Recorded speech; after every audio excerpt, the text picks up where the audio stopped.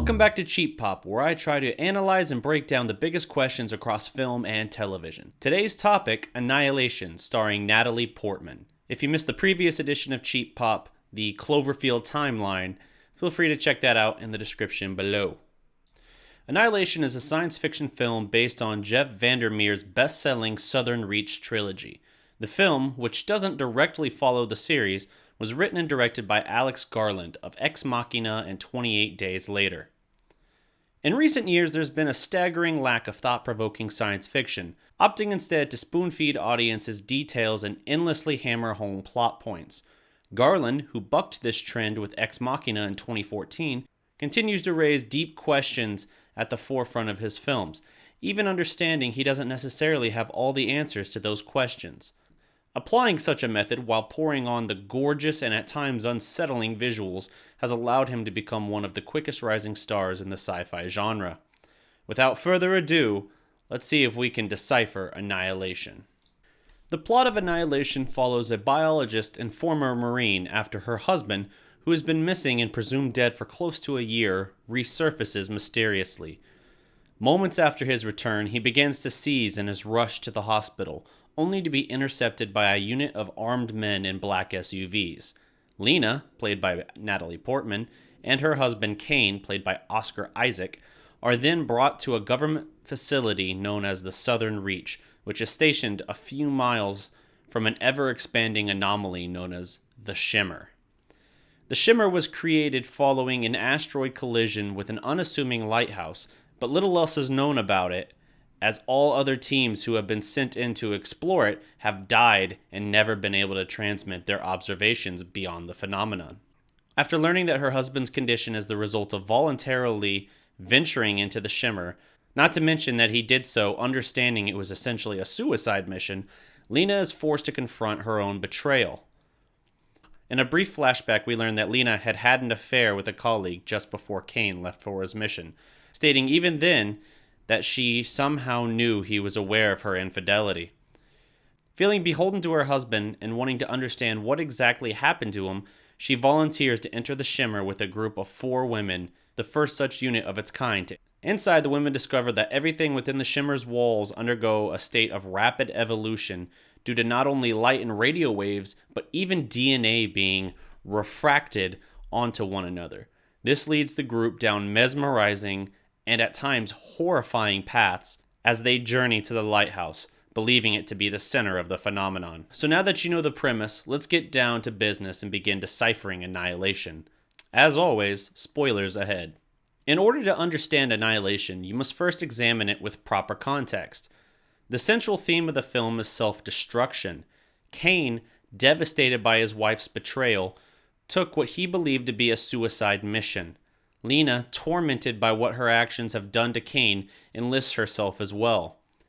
As for the rest of the unit, it's revealed later on that Dr. Ventress has terminal cancer and no intention of coming back from the Shimmer. But rather than deem herself suicidal, Ventress instead remarks to Lena that very few people actually commit suicide, but rather they become self-destructive, i.e. smoking, drinking, or sabotaging stable relationships, as Lena has done.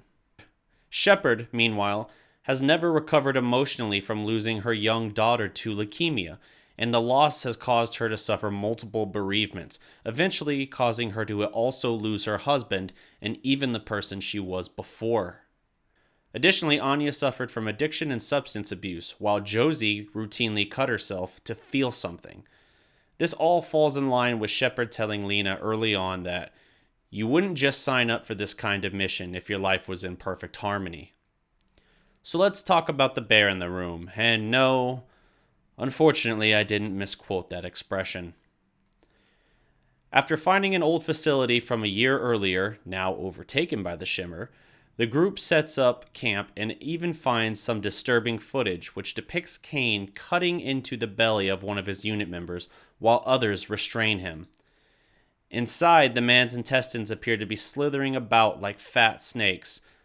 Don't worry, I will actually spare you that scene, but look at him! The man's deranged! That night, a monstrous bear-like creature appears and drags Shepard away, despite Lena and Ventress's best efforts. The next morning, they find Shepard's body with her throat ripped out. It's a devastating blow for Lena, especially as Shepard was a character she was beginning to connect with, and certainly more so than the rest of the group. Rather than turn back, however, Lena instead lies to Anya and Josie about her intentions, stating that it would be faster to continue to the lighthouse and then travel along the coast than to turn back and go the way they came. This deception doesn't take long to surface, however, as in the next scene, the group stumbles upon what looks to be a recreation of Lena and Kane's house. Outside, numerous humanoid-like plants can be found, depicting everything from children to men and women of varying size and stature. Josie states this is because they possess Hodge genes, which allows them to take human form because they share DNA with humans. Things only get weirder though, as inside Lena's house, Anya begins to notice her very fingerprints are moving, thus triggering a schizophrenic-like paranoia that causes her to ultimately turn on her entire unit. Before this can happen though, we see Lena conducting a little experiment of her own, pricking her fingertip and examining a droplet of blood under a microscope.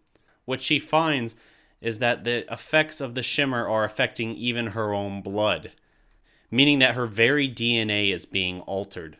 Unnerved by this, she decides not to tell the others for fear of how they might react. That night, with the rest of the group sleeping, Anya rifles through Lena's things and finds a small trinket with Kane's picture inside. Recalling his actions in the disturbing video, she immediately sets about capturing each of her comrades. With Lena, Josie, and Ventress all tied up and gagged, Anya threatens to cut them open just as Kane cut open his unit member. She does this to see if they are still really them. Because of her deception and withholding the information about Kane from the rest of the group, Anya decides to start with Lena. However, before she can actually cut Lena, she hears Shepard's horrific screams outside. Overwhelmed with relief, Anya rushes out the door and then screams as a demented roar is heard. Still tied to their chairs, Lena, Josie, and Ventress can only sit as the bear-like creature begins to stalk into the house and examine them, at times even getting right up into their faces, loosing demonic cries for help in Shepard's voice. Just then, Anya enters and distracts the creature, unintentionally sacrificing herself in the process, but ultimately allowing the others to free themselves and put the bear down.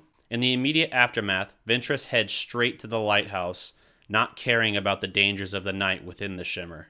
Josie, meanwhile, theorizes to Lena that because everything, DNA included, refracts within the Shimmer, the bear may well have absorbed part of Shepard's consciousness in her terrified, agonizing final moments. Whether it simply took on the traits of her voice or her actual consciousness in that moment, thereby dooming her and the bear itself to agonizing torment for the rest of its days, is a matter of speculation.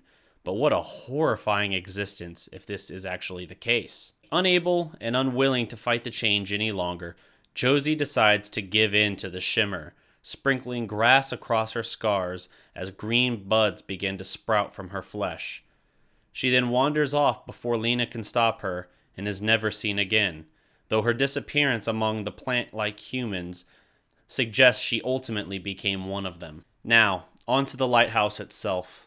The next day, Lena arrives at the lighthouse, finding a charred corpse and a stationary camera positioned before it. Turning on the camera, Lena finds Kane, talking with a southern accent and a clearly confused mind. This state of mind is due to his proximity to the lighthouse and time he spent inside the Shimmer. Simply put, the closer the group gets to the lighthouse, the more drastic the changes appear to become. This is because everything is moving toward the point of singularity, which explains why Kane now has an accent, having picked it up from one of his unit members, and why when we see Lena being interrogated back at Southern Reach at the beginning of the film, she's sporting Anya's 8 or infinity tattoo on her left forearm. This is a clear juxtaposition to the beginning of the film, wherein Lena says during a lecture that cells multiply and divide, allowing 1 to become 2, 2 to become 4, and so on. While this is the structure of life, the Shimmer appears to work in the opposite. The closer you get to the lighthouse, the more cells are blended together to become one new entity. Back to the video camera in front of the corpse. In the recording, Lena sees Kane talking to someone off screen, discussing how he used to be a man named Kane, and now he's not so sure anymore. He then proceeds to ask the unseen figure, "Was I you? Were you me?" Unable to deal with this conflicted state any longer, Kane instructs the figure to go find Lena and to be with her, then ignites a phosphorus grenade in his hands, killing himself. At that moment, the figure just off camera steps forward and is revealed to be the Kane who reappeared at Lena's house.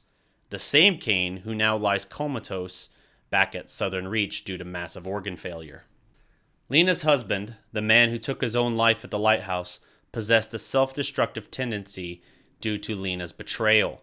He loved Lena, but he couldn't face what she had done.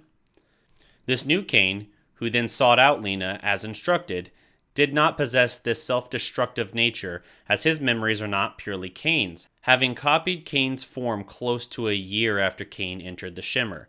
This means the memories from Kane he might possess are equally blended and confused with the memories of others who entered before him. Unable to watch anymore, Lena stops the tape. And then, hearing Ventress's voice deep within a crater left by the asteroid, ventures downward to investigate. Inside, we are shown a mad and rambling Ventress, with most of her facial features absent until she turns to answer Lena. Similar to how Josie gave herself to the Shimmer, Ventress surrenders herself, and a long string of brilliant light erupts from her mouth. The light sweeps around the room as Ventress's body shrivels and then vanishes into the tail end of... With Ventress now gone, the string of iridescent light rolls into a large, undulating orb before Lena, who can't help but be mesmerized. Unable to look away, Lena stares deep into the form until a single droplet of her blood is pulled by its gravitational force into the core. At that point, the mass reforms to take a humanoid shape. Horrified, Lena attempts to flee, only to be stopped at the door by the figure. The featureless figure then proceeds to perfectly mirror and mimic her every move, striking her and knocking her out when she tries to escape via force. Eventually, Lena comes to understand how this figure is becoming like her, just as the fake Kane became like him. No longer resisting, she calmly walks to Kane's bag and removes another phosphorus grenade. The two hold it within their hands, and the figure now begins to take on Lena's physical appearance. But this contact is important. It's not simply that the figure takes on her form, having it refracted directly to it. The figure is also taking from Lena her self-destructive tendencies. We never see this exchange happen between Kane and his doppelganger, which might explain why he remains so destructive to the end. Just before the grenade explodes, Lena breaks from the contact and dives to safety, but her doppelganger doesn't do the same. Instead, it bursts into brilliant white flames. Turning back, she finds that the figure is simply standing mute and staring down upon her. Lena scrambles to her feet and flees from the lighthouse. The figure then proceeds to turn and reignite Kane's charred body, as well as the lighthouse itself, before returning to the central point of its tunnel, presumably the heart of the asteroid, and burning everything to ashes. With the lighthouse destroyed, the Shimmer fades, and Lena returns to the Southern Reach. In the closing moments of her interrogation with the other scientists, we see that the glass of water Lena drinks from continues to mutate after contact with her mouth. Likewise, we learn that the fake Kane has awoken from his coma, and when she's allowed to face him, the two timidly embrace, their eyes becoming alight with the waves of the Shimmer. This could suggest either that the real Lena died within the Shimmer, or that she simply has been changed by it. To me, it's clearly the latter, as she examines her blood during the last night within the Shimmer and determines that her cells are already changing as well. This, coupled with the Lena who dies in the Shimmer never fully being formed, suggests at her core she is still herself, though how much of that core is still her remains debatable. Some key observations. Ventress accepts that self-destruction is part of human nature and believes that in order to create, we must first destroy. Before her essence evaporates into the blinding light that eventually takes on Lena's form, she tells Lena that she has let the alien force inside of her and that the Shimmer will continue to expand until it destroys everything, reaching total annihilation as part of the next stage of an evolutionary change. As for why Lena is able to return when no one else really has, Lena gives the very important line during her interrogation. "I had to come back," she explains. While everyone else who entered the Shimmer did so understanding they weren't likely to come back, some even surrendering to it, Lena refused to do the same. She still loved her husband and felt she had something worth holding on to. During a second watch, a particular line from a previous flashback echoed in my mind during Lena's confrontation with her doppelganger in the lighthouse.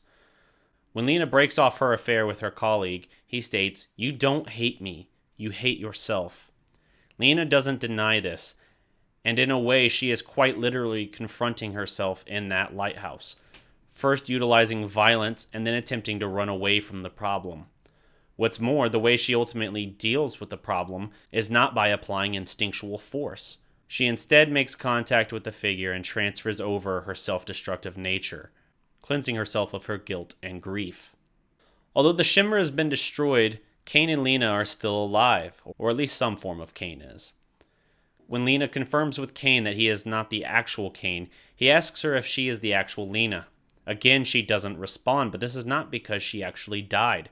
Rather, it's because she could see her body on a cellular level changing, and the transference of her self-destructive tendencies have essentially made her into a new person, both physically and mentally. She now, believe it or not, sees the potential to continue her marriage to Kane, as this Kane is unaware and unconcerned with her past discretions. Still, the shimmer of light in their eyes could suggest that the process of the Shimmer is simply starting over, and that annihilation could still be a threat in the future. And that's Annihilation Deciphered. There's more nitpicking I could do, of course, breaking down the symbolism of a particular shot or framing of a scene, but I think this review conveys the premise as well as the necessary details to piece everything together. What do you think, guys? Do you understand Annihilation any better now, or am I still missing crucial pieces, you think? If you like this video, don't forget to like, share, and subscribe. This is a monthly series that I do on our YouTube channel, and I always will put out a preview article ahead of time on the website, thedallasprospect.com, for those who might not want to watch a 20-minute video breaking down a movie. If you really like the content we're putting out, please consider supporting us on Patreon. For the price of a cup of coffee a month, you can help us invest back into the website, purchasing new equipment and software, and paying contributors, which allows us to increase the frequency of posting and improve upon the quality of content. Until next time, guys, I've been Darreck Kirby with the Dallas Prospect. Salute.